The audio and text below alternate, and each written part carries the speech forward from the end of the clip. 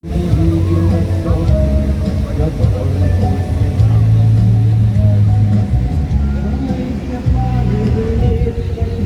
acho que é o carregado.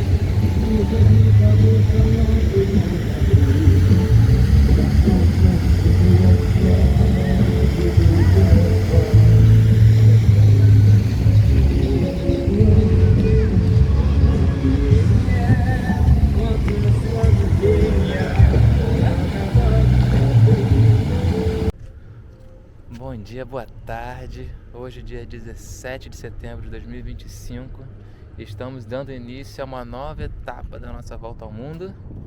Estamos à beira do rio Volga, Olha só, gente, o famosíssimo Rio Volga. reconhecido como o maior rio da Europa, mas podemos dizer da Eurásia, né?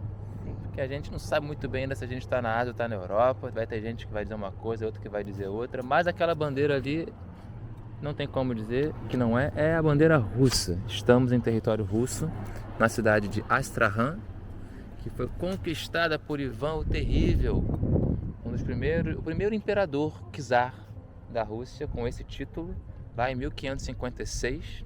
Ele governou de 1547 até 84, mais ou menos. Então aqui foi um dos primeiros territórios, das primeiras grandes cidades a ser conquistadas por ele, junto com Kazan.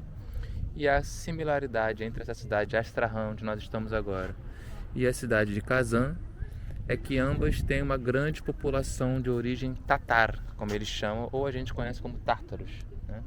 Que hoje em dia estão mais concentrados no chamado Tataristão, que é um dos estados, né, uma das regiões russas, mas que já estiveram em muitos outros lugares, né? Sim. A capital do Tataristão é a cidade de Kazan, que a gente não teve oportunidade de conhecer, mas pegamos muitos caminhoneiros que estavam indo para lá, né? Sim.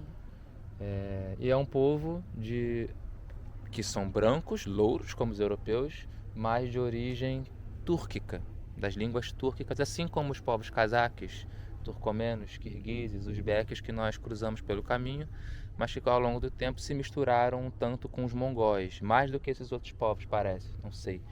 Eles são muito conhecidos por terem feito parte, por terem integrado os exércitos mongóis a partir do Império Mongol de Gengis Khan. Então, quando a gente pegou vários museus que a gente visitou e tinha os mapas da região, dessa parte da Ásia, principalmente de fontes alemãs, fontes francesas ou britânicas, eles dividiam a Ásia em diferentes Tatarstãs, né? O Tatarstão Ocidental, o Sim. Tatarstão Oriental, o Tatarstão Chinês, porque eles confundiam os mongóis e os vários povos que habitavam a região como se fossem todos tártaros, o que é uma doideira.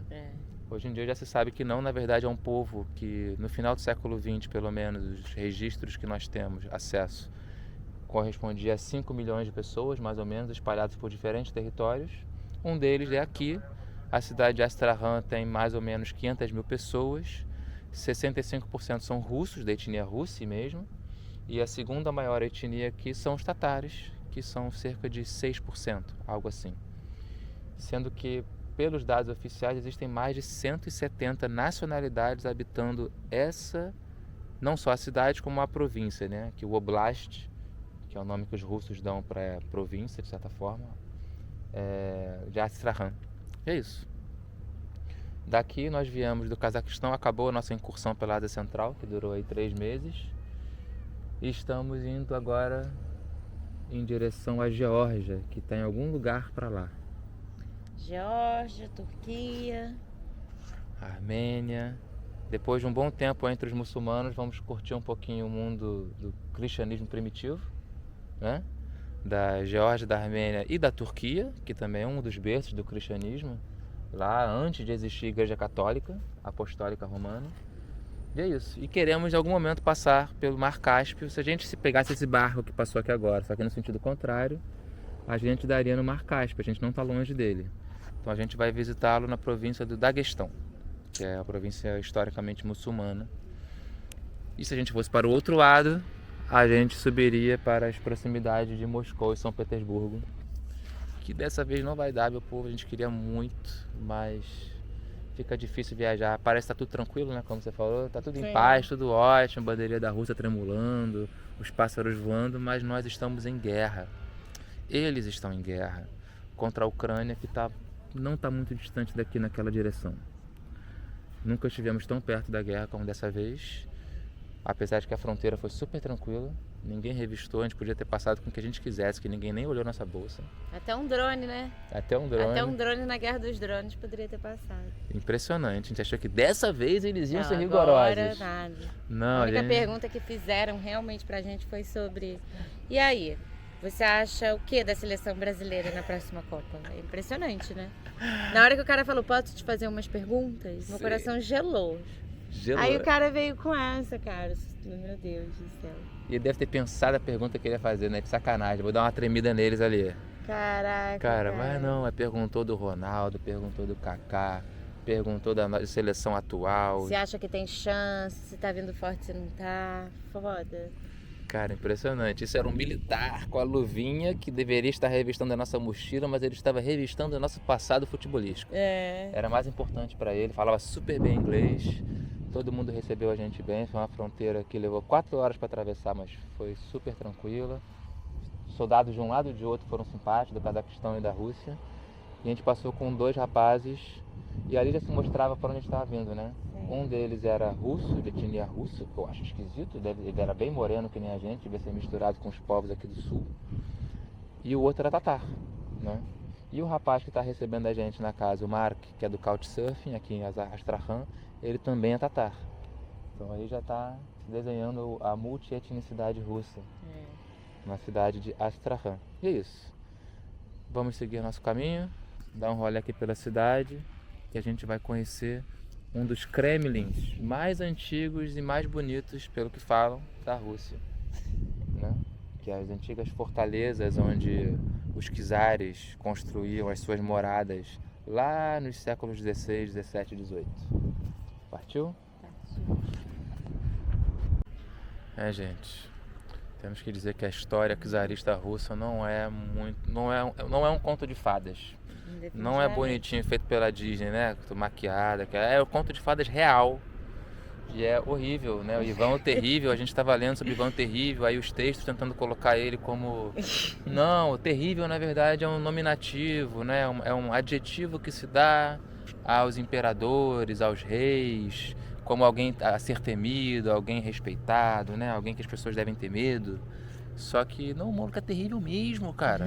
Como é que é? Quantas mulheres? Ele se casou, sei lá, umas 9 vezes, 8, 9 vezes. E quase todas morreram, né, no processo de separação. Uma delas ele afogou, assim. Ele afogou a mulher. Teve uma outra que ele se casou, depois que ele se casou, ele descobriu que ela teve um relacionamento com o príncipe. Aí ele simplesmente empalou o príncipe e obrigou a mulher a assistir. Depois ele foi e se divorciou dela. Gente, empalou, tá? É aquela coisa que faz, lembra o Drácula, né? Os vampiros? Pegar um pau e atravessar o corpo do cara inteiro vivo.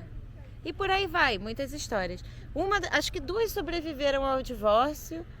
Uma delas porque ele trancou ela num convento, né? Então lá ela ficou protegida dele. Foi a que mais viveu. Meu Deus do céu. É, bravo. Esse é o grande conquistador da cidade que a gente está agora. Ele morreu de infarto jogando xadrez. Jura? Sentado jogando xadrez. Que morte fácil. Cara. É isso, esse aí, o terrível como é que é? Triplamente qualificado. É o terrível triplamente qualificado de acordo com a legislação penal brasileira. E esse é o primeiro grande herói daqui da região, que estavam querendo inclusive construir uma estátua. Acho incrível que não tem ainda estátua, né? Porque ele era terrível, né? E aí a gente está diante agora do segundo grande nome, né? Esse sim, o primeiro imperador da Rússia, né? Czar também, até 1721. E depois ele se torna o primeiro imperador com esse nome, né? Entre 1721 e 25, que é o Pedro Grande, super famoso. E é considerado o cara que vai modernizar a Rússia, a burocracia russa, né? Construir de fato um império nos diferentes territórios conquistados. E também vai continuar as suas conquistas, avançando principalmente sobre a região da Sibéria e preparando já o terreno para o que seria no século seguinte. Ele vai tentar algumas invasões contra os países hoje da Ásia Central, né? Cazaquistão, Quirguistão. Não vai ter muito sucesso, mas já vai preparar o terreno para invasões futuras que vão acontecer na metade do século XIX. Que estão aí até hoje. Estão aí até hoje.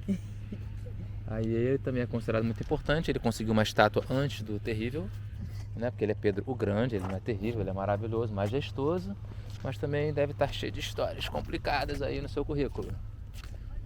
E olhando para o rio Volga, que foi a primeira grande conquista, né, da Rússia antes de se tornar império, né, no governo do Ivan. Mas é porque isso aqui permitiu, o rio Volga, por que ele é tão importante? Porque ele permitiu que a Rússia tivesse um primeiro acesso ao mar, né? E aí Pedro o Grande é o cara que vai começar a tentar construir uma imagem e um poderio bélico da Rússia como uma potência naval que na verdade nunca vai se confirmar, né? Porque isso aqui, o rio Volga, ele dava acesso lá aos principados de Moscou, de São Petersburgo, percorrendo todo esse rio até o Mar Cáspio.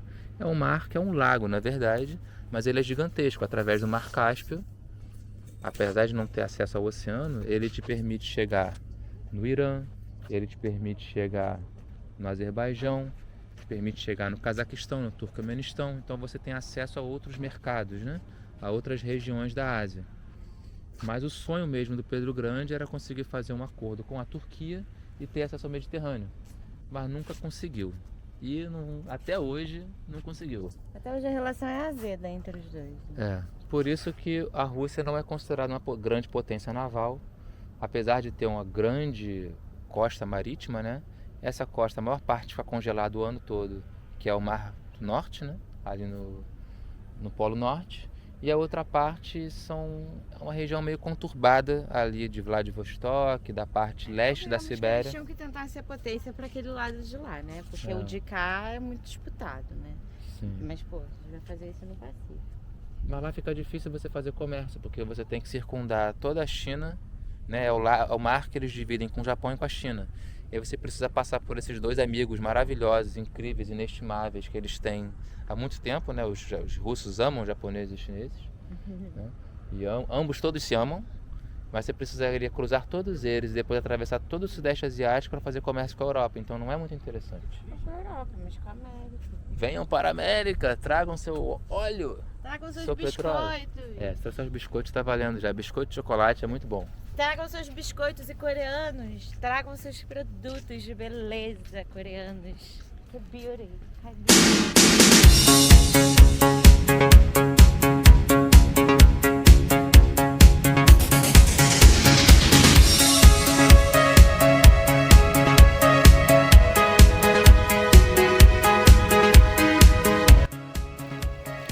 Ah, que lindinhas casinhas russas do século XIX e início do século XX. Voltamos!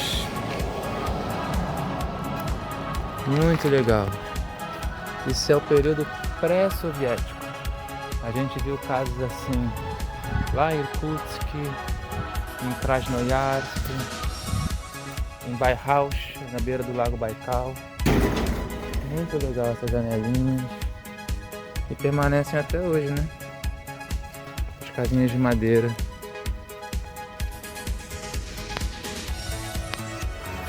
Aí galera, estão vendo esses canos aqui? Esses monumentos ao progresso. Isso é por onde passa a água quente, que vai garantir a calefação dos prédios, apartamentos, das casas, da cidade inteira no período de inverno, né? Pelo que nos explicaram, em geral eles são ligados, o sistema de calefação lá no mês de novembro, quando começa a esfriar legal, e são desligados em abril, né? Mas agora eu queria, se alguém souber aí me explicar por que precisa ficar exposto dessa forma em todas as cidades, você já poderia estar subterrâneo há muito tempo, né? Se alguém souber aí por quê, dá um help, porque o bicho fica feio. Acho que pra conseguir botar esses canos todos embaixo do chão, vai gastar uns 3 PIBs anuais da Rússia. Vai, isso vai ser bom, vai ser bom. Pô, pra fazer a manutenção é muito pior, convenhamos. Ah, mas é muito feio. Dá não, olha isso, que é isso, gente? Nada a ver. Destrói a cidade. Pessoal, estamos dentro do Kremlin. Olha isso. Fortaleza construída entre 1580 e 1620, é muito antigo. Estava ainda se formando a cidade de São Sebastião do Rio de Janeiro. E ali em cima dá pra ver já né? Aqui a cruz dos ortodoxos, ou seja, quando conquistam essa região, ela era uma região muçulmana, né? Do Kanato da Grande Horda, Kanato de Astracan na época, né? E a partir do momento que os russos invadem aqui, eles vão tomar não só politicamente, como religiosamente, para se transformar num território cristão. Mas não o cristianismo que a gente está acostumado a ver no Brasil, é o cristianismo ortodoxo. Essa parte do mundo aqui, ó, é toda ortodoxa. Aqui tem uma igrejinha ortodoxa.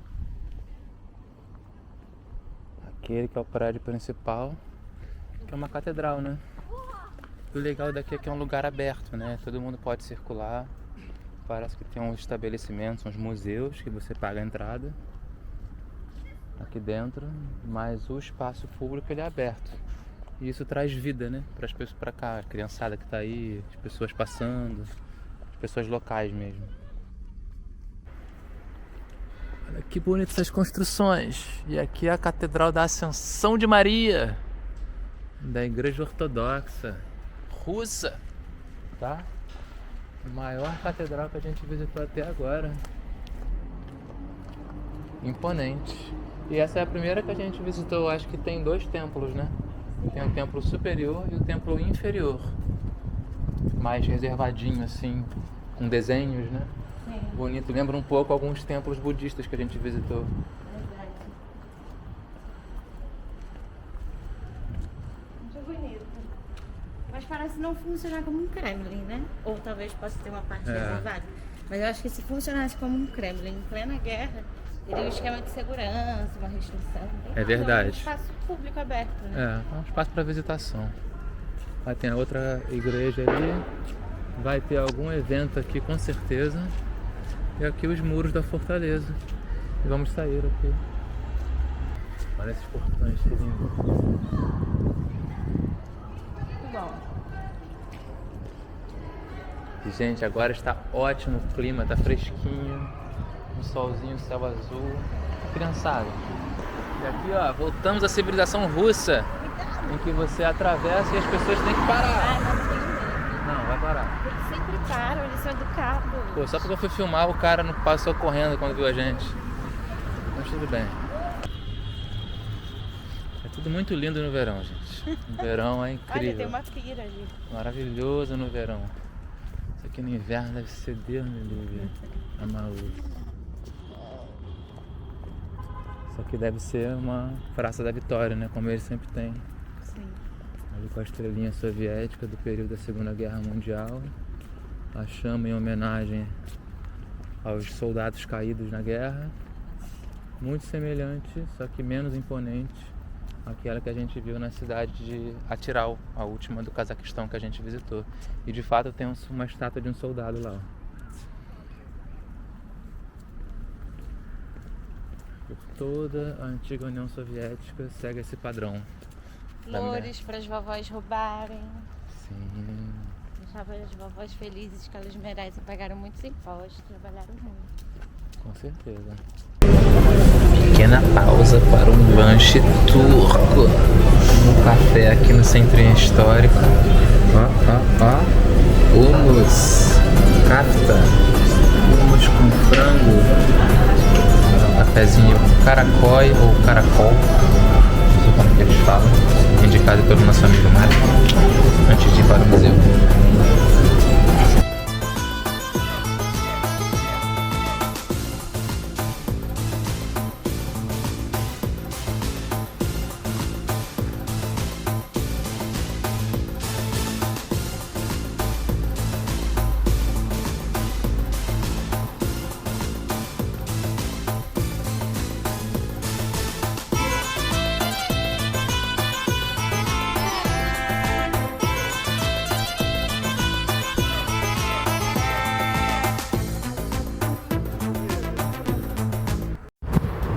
Realmente passeando aqui pela parte mais central da cidade de Astracan, dá pra ver os resquícios de um passado glorioso soviético, né? Que parecem ter se desmantelado profundamente com a crise dos anos 90. E não sei se um dia se recuperarão. Prédios grandes, antigos, históricos, mas que estão completamente destroçados. louco, né? Parece os prédios antigos do centro do Rio de Janeiro, né? Muitas e muitas. Mas o que é interessante da urbanização aqui, comparado com outros, principalmente os países que a gente visitou do Sudeste Asiático, né? Não tem beco, cara. Só tem rua oficial. Né? Então é tudo muito organizado, estruturado aqui, ó. É tudo assim. Tem muitos passeios, né? Praças que as pessoas vão andando, calçadas assim largas. E o outro é que não tem moto. É verdade. Não tem uma moto, não tem. Eu não vi uma moto desde que eu cruzei a fronteira. Aliás, na central inteira não tinha moto também quase. Tinha às vezes aquela bicicletinha elétrica que você acha rápida assim, meu Deus, uma moto, mas não é. Não tem. Não tem moto, cara. Não tem delivery. É delivery de patinete. Patinete, a galera anda de patinete, é muito louco. Isso é muito diferente, é um outro mundo mesmo. Rússia! E olha que maravilha terminar o dia com um pôr do sol na beira do rio Volga. Que luxo!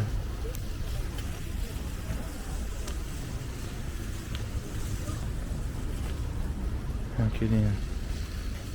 Pessoal pescando.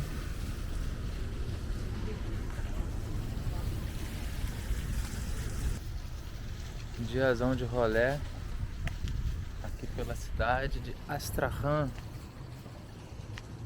E amanhã seguiremos nossa jornada em direção ao sul da Rússia. Não sabemos ainda para qual cidade vamos, mas desceremos pela província de Kalmykia, República Autônoma de Kalmykia, e depois Daguestão, para conhecer o Mar Cáspio, antes de embarcar para a Geórgia. Fiquem aí com o rio Volga